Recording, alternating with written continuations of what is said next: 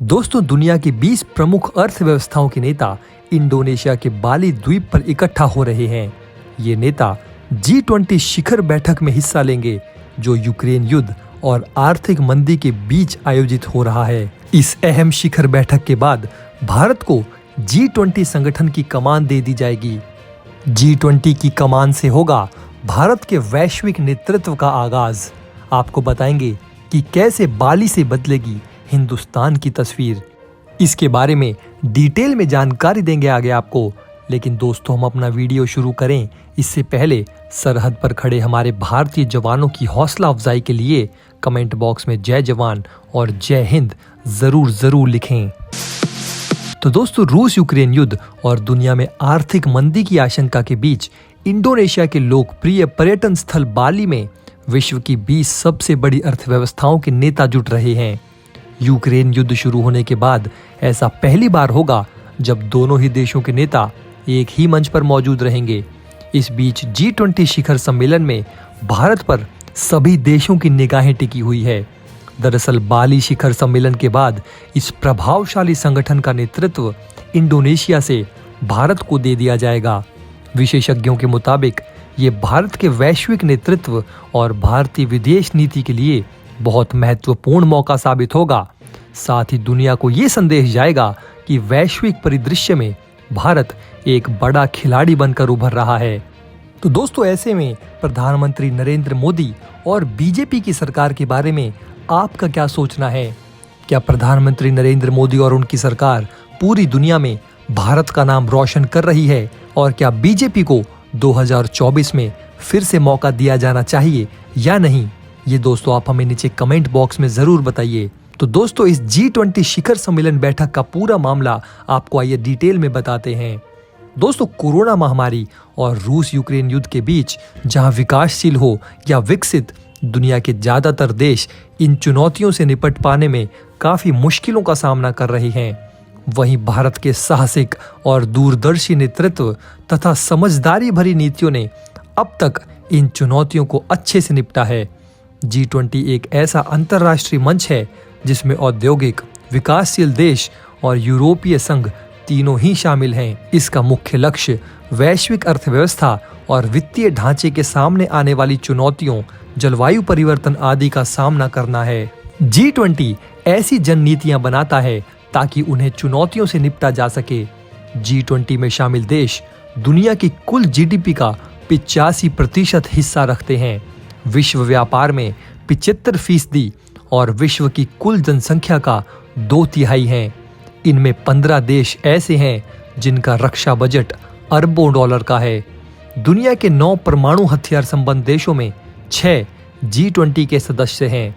इन देशों के पास दुनिया की 60% जमीन है। G20 के समझौते भले ही बाध्यकारी नहीं होते हों, लेकिन विशेषज्ञ मानते हैं कि इसका विभिन्न देशों की नीतियों पर काफी असर पड़ता है और वैश्विक सहयोग बढ़ता है। मैक्सिको में पेसो संकट और रूस के रूबल संकट के बाद साल 1999 में इस G20 संगठन की कल्पना की गई थी। इसके बाद G7 के देशों ने फैसला किया कि इस संगठन का विस्तार किया जाएगा तथा ज्यादा देशों को शामिल किया जाएगा। इस संगठन से ऐसी नीतियां बनेंगी जिसका वैश्विक अर्थव्यवस्था पर ज्यादा प्रभाव होगा। इसके बाद उभरती हुई अर्थव्यवस्थाओं के एक समूह को वित्त मंत्रियों और केंद्रीय बैंकों के अध्यक्षों के मंच से जुड़ने के लिए आमंत्रित किया गया। यही G20 बन गया। बाद में इसे शिखर सम्मेलन के स्तर में बदल दिया गया। इस शिखर सम्मेलन के बाद भारत इंडोनेशिया से अध्यक्षता लेगा। भारत का कार्यकाल 1 दिसंबर 2022 से शुरू होगा। पीएम मोदी ने G20 के लोगों का अनावरण करते हुए पिछले दिनों कहा था कि भारत ये अध्यक्षता ऐसे समय पर ले रहा है जब दुनिया में संकट है और अव्यवस्था के हालात हैं। दुनिया इस समय सदी में एक बार आने वाली महामारी के बाद के असर से जूझ रही है। इसके अलावा संघर्ष चल रहे हैं और व्यापक स्तर पर आर्थिक अनिश्चितता बनी हुई है। कोरोना महामारी और अब रूस यूक्रेन युद्ध का वैश्विक स्तर पर असर पड़ा है। इससे खाद्यान्न, फर्टिलाइजर, ऊर्जा, कर्ज, सप्लाई चेन में बाधा जैसे संकट पैदा हो गए हैं। भारत अपनी अध्यक्षता के दौरान एक धरती एक परिवार एक भविष्य के सिद्धांत पर काम करेगा। ये भारत के वसुधैव कुटुंबकम के सिद्धांत पर आधारित है। भारत ये सुनिश्चित करेगा कि G20 अपने मूल उद्देश्य वित्तीय और आर्थिक चुनौतियों से निपटने की मिशन पर बना रहे। साथ ही रूस यूक्रेन युद्ध जैसे भू राजनीतिक मुद्दे का व्यापक एजेंडे पर असर न पड़ने दे। भारत ने ऐलान किया है कि G20 की अध्यक्षता के दौरान देश भर में 200 कार्यक्रम होंगे। भारत ने बांग्लादेश, मिस्र, मॉरिशस, नेदरलैंड्स, ओमान, सिंगापुर और UAE को अतिथि देशों के रूप में आमंत्रित किया है। भारत अगर साल भर अच्छे से कार्यक्रम करता है तो इससे देश का मान बढ़ेगा और दुनिया में प्रभाव भी बढ़ेगा। भारत के बाद ब्राजील नवंबर 2023 में G20 का अध्यक्ष बनेगा।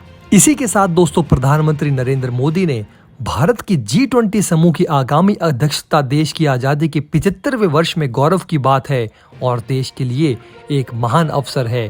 प्रधानमंत्री ने एक ऑनलाइन कार्यक्रम के दौरान भारत की G20 की अध्यक्षता के लोगो, थीम और वेबसाइट का अनावरण करने के बाद ये टिप्पणी की।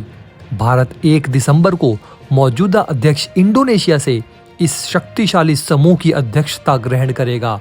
20 देशों का समूह यानी G20 दुनिया की प्रमुख विकसित और विकासशील अर्थव्यवस्थाओं का अंतर सरकारी मंच है।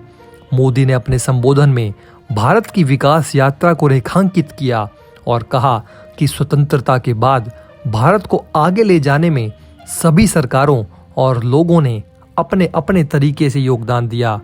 उन्होंने ये भी कहा कि भारत दुनिया को दिखा सकता है कि जब लोकतंत्र संस्कृति बन जाता है तो संघर्ष का दायरा खत्म हो सकता है। पीएम मोदी ने साथ ही कहा कि G20 का लोगो केवल एक प्रतीक चिन्ह नहीं है, ये एक संदेश है, एक भावना है जो हमारी रगों में है। ये एक संकल्प है जो हमारी सोच में शामिल है। इस लोगो और थीम के जरिए हमने एक संदेश दिया है। उन्होंने कहा कि युद्ध से मुक्ति के लिए बुद्ध के जो संदेश हैं, हिंसा के प्रतिरोध में महात्मा गांधी के जो समाधान हैं, G20 के जरिए भारत उनकी वैश्विक प्रतिष्ठा को नई ऊर्जा दे रहा है। दोस्तों, अगर आप हमारे काम को पसंद करते हैं और हमारी खबरें आपको पसंद आती है तो हमारे इस चैनल को सब्सक्राइब किए बिना बिल्कुल भी मत जाइएगा। हमारे इस उभरते हुए चैनल को सपोर्ट कीजिए और आपका एक एक सब्सक्राइब हमारे लिए बहुत मायने रखता है।